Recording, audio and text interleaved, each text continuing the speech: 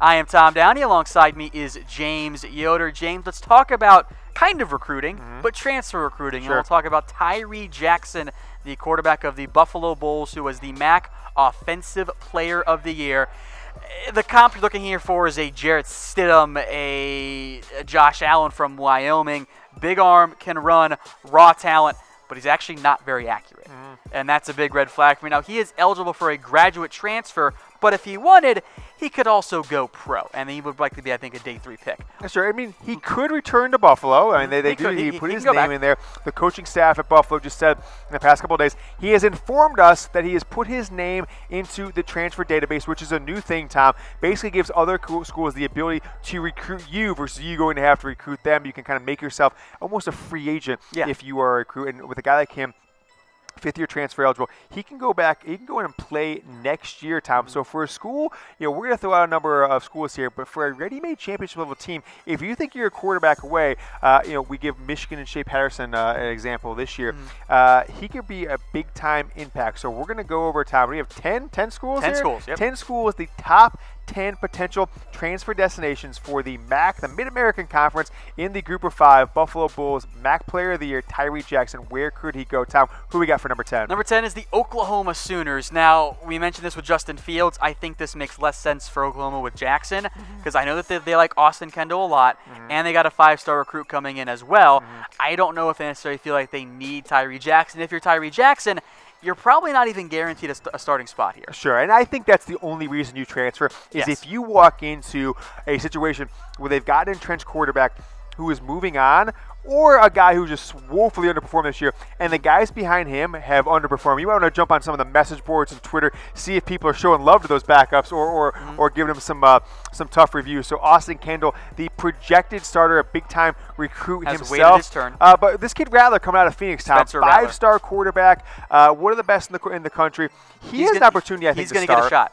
He's going to get a shot. He certainly has an opportunity to start himself, but Oklahoma is quarterback you without any question right now. Back-to-back Heisman Trophy winners, both of them who transferred from another school inside the state of Texas, ironically, Texas Tech and then Texas A&M, have gone under the tutelage of Lincoln Riley and have gone on to win Heismans. And frankly, Oklahoma has a top 4 Heisman finisher the last 4 years at quarterback. 3 times Baker Mayfield, top 4, and then, of course, Kyler Murray winning it this year. So definitely could see him going there if he got some sort of assurance that he'd get the starting job at Oklahoma. All right, a similar about that at number 9 are the Penn State Nittany Lions. Now, Tommy Stevens, who's been the Taysom Hill of college football, is next in line at quarterback, has caught passes, has run. There are also several former 4-stars on this roster as well. Some of the backups in there as well. And it's a similar boat. Is Jackson going to be the best option there?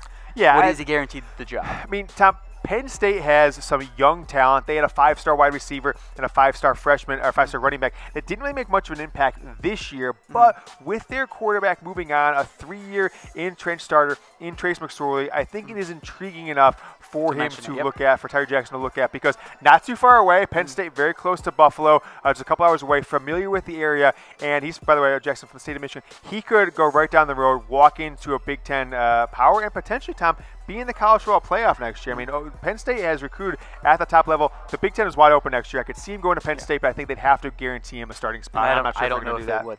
All right, folks, today's show is brought to you by BetDSI. Get in on the action, chatsports.com/bet. Use that promo code LIVE120 for a 120% deposit bonus. So you put down $50, James. They're going to give you free $60 to bet with. $60, $100, get a free $120 time. You go up to $500. $600. Get 600 bones. Big ballers only. I might be saying that too loud. Some of these competitors on Radio Row here at the College Football Media Center at the Cotton Bowl might start stealing our action here. But $500, get you $600, Tom. Go ahead, put some money down, bet on college football games. It is the only way to watch them because, frankly, they have been a disaster, and some are being canceled, like the First Responders Bowl. So go get started. BetDSI, chatsports.com/bet. Use that promo code LIVE120 for 120% deposit bonus. All right, number 8, the Miami Hurricanes, and they, as we saw in their bowl game, James, clearly need a quarterback. They kept throwing out Malik Rozier. He was not good.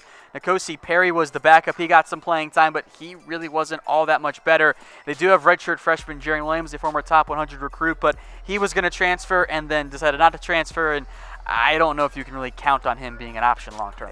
This one makes sense to me. We saw Miami play yesterday. They are things got to change because they need a quarterback. After the turnover chain was introduced to American culture, it lasted about 3 weeks, and then as Paul Chris said last year in the bowl game, turnover chain my ass is what he whispered under his breath when Wisconsin was given to him. They blew him out again last night, Tom, and Mark Richt's program, 3 years in now, I believe, third year in, it's starting to fall apart, and he needs an impact player at quarterback because they are nowhere near competing in the ACC with Clemson. Even I don't think they're anywhere competing in the state of Florida. They could be the fourth best program in that state right now. This is the U. This is Miami.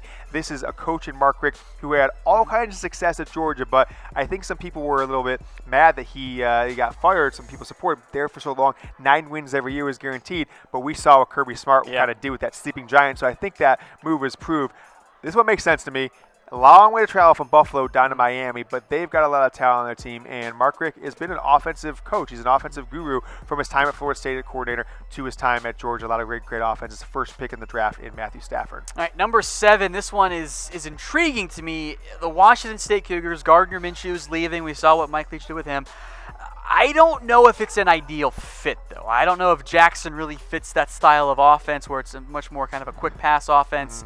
I don't know if he has the accuracy to thrive in it. Yeah, but Tom, Gardner Minshew was going to be an offensive analyst / grad student at Alabama before Mike Leach called him up and said, wait a second, you should come up here to Pullman, to lead Washington. the nation in passing offense, and then he did. And sure. And so I think, much like Oklahoma and Lincoln Riley, Mike Leach can, make chicken salad out of chicken, shit is kind of what the word is, and he certainly can do that with college quarterbacks. Tyree Jackson is the best quarterback in the back, an NFL-level prospect, has some issues, but who better to work out those issues than Mike Leach, a guy who you're going to get the opportunity to throw the ball 50 or 60 times a game. You'll work out your issues, or they'll be, become glaring issues, and they just won't work out for you. So I think this could be a good option for him if Mike Leach decides to pursue Tyree Jackson. All right, number 6, then this one is fun for me. The West Virginia Mountaineers. Will Greer, of course, is heading to the NFL.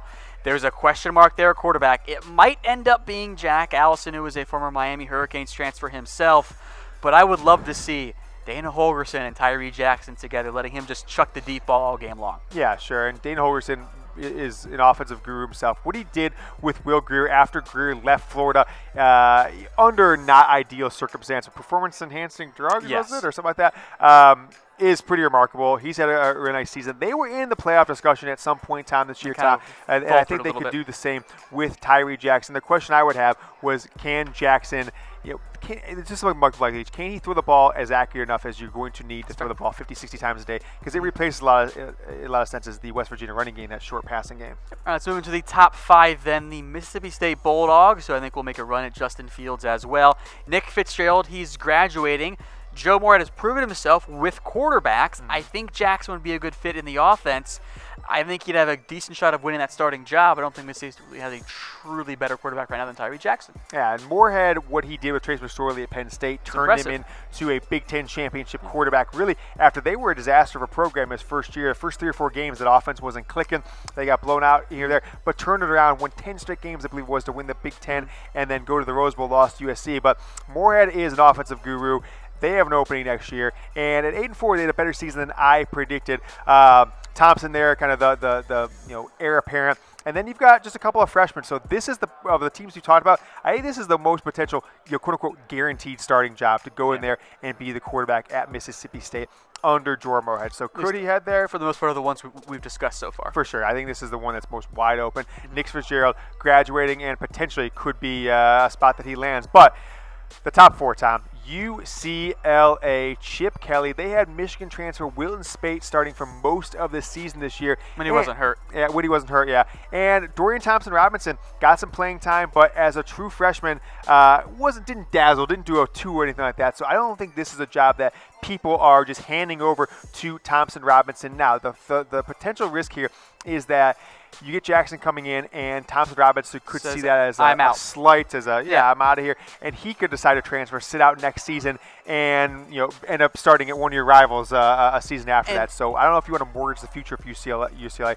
of your quarterback in Thompson-Robinson. I think putting Jackson and Chip Kelly would be immensely fun together, but I think for UCLA, I think they prefer to keep Thompson-Robinson, but they do need depth. So UCLA make more of a, hey, we need a different grad transfer to come in and be our top backup, because your backup right now is Matt Matt Lynch, he's your holder. Yeah. He's a redshirt junior with 3 career passes. And I'm surprised Chip Kelly didn't go heavier after a grad transfer last year, Tom, knowing Wilton Spate wasn't a highly sought-after grad transfer, and knowing that that Thompson Robinson was really the only quarterback on the roster as a true freshman that could run your offense. I'm surprised this didn't happen last year. We'll see what happens this year with Tyree Jackson and UCLA. All right, number 3, a fit I like quite a bit, Arkansas. Now, Cole Kelly's transferred. Ty Story's going to come back. They missed out on Kelly Bryant, who they desperately wanted.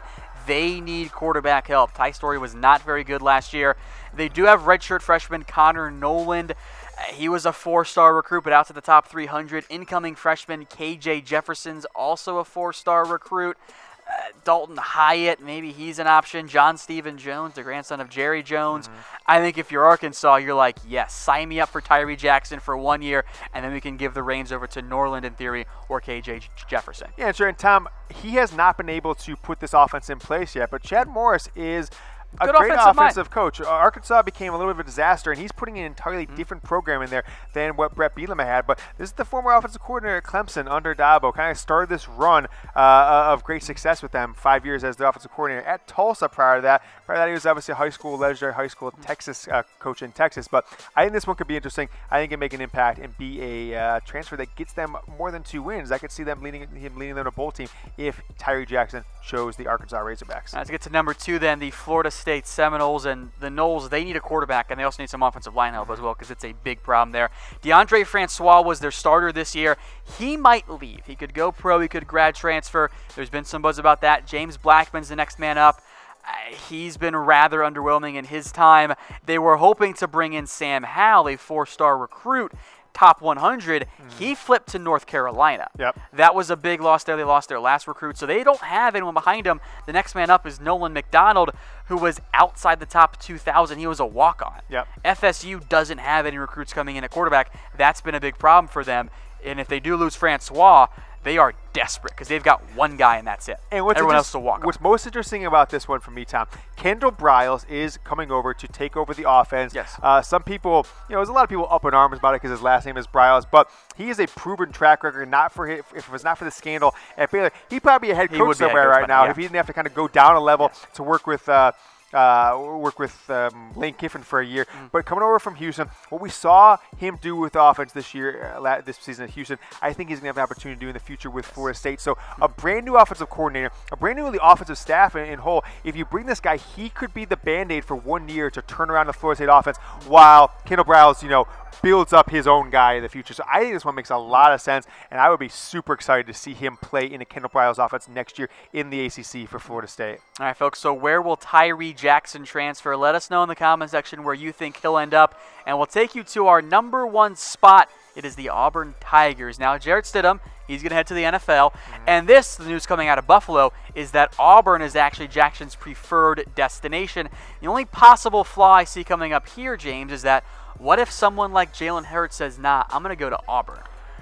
There's been a little bit of buzz about that, but I think Jackson does fit the Gus Malzahn offense. Jalen Hurts to Auburn would be the craziest thing I've ever heard of in my life. I know, right? But it has happened where people have transferred to their rivals. But this one, Auburn, who has had better success in history with transfer quarterbacks for 1 year? Certainly Oklahoma. Auburn, Oklahoma. Yeah, sure. For 1 year, though, 2010, I guess, this year with Kyler. But 2010, Cam Newton coming over there, win the Heisman, maybe the best season we've seen out of a quarterback in the past 20 years that season. So this makes a lot of sense. Gus Malzahn himself, an offensive guru. I think the message across all 10 of these teams, Tom, is they've got an opening in some regards, so Jackson can come in and compete for a starting job. And the higher up the list, the more likely he is to get that starting spot, matched with an offensive guru as coach who needs, especially these top few teams, Auburn, Florida State, UCLA, and some others, they desperately need high-level quarterback play next year, or their coaches are that much closer to not being And that's a big problem for Auburn, because right now, as you saw on the depth chart there, Malik Willis has the most experience. I don't think he's all that great there.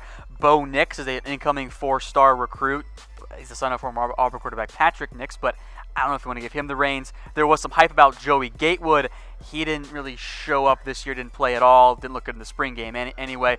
Cord Sandberg is 23 years old as a redshirt freshman who played minor league baseball most recently. So that's kind of where we sit on that end. And I think Auburn, James, in the end, makes the most sense for anyone. Tyree Jackson transferring potentially as a fifth-year player, the MAC Offensive Player of the Year. Those were our top 10 destinations for him. Tom, we've got Auburn as our #1 team.